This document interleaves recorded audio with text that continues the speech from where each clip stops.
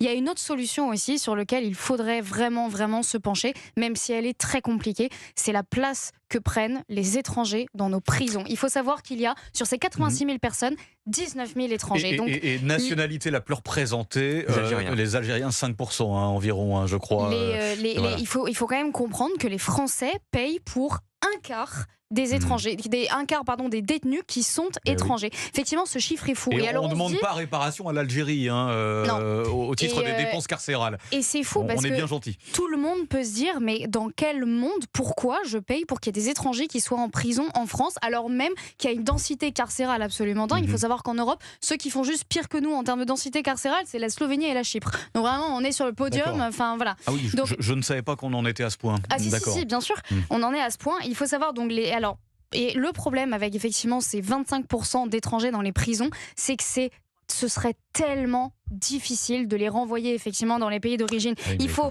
le besoin de l'accord du détenu, le besoin des deux États, les procédures sont extrêmement lourdes. Il faudrait que la France ait le courage d'imposer des rapports de force. Vous avez évoqué l'Algérie, mais il y en a d'autres. Imposer des rapports de force pour qu'en fait ces pays reprennent leurs ressortissants délinquants. Sauf que mettez-vous à la place de ces pays, vous avez aucune envie qu'ils rentrent à la maison, parce que précisément ce sont des prisonniers.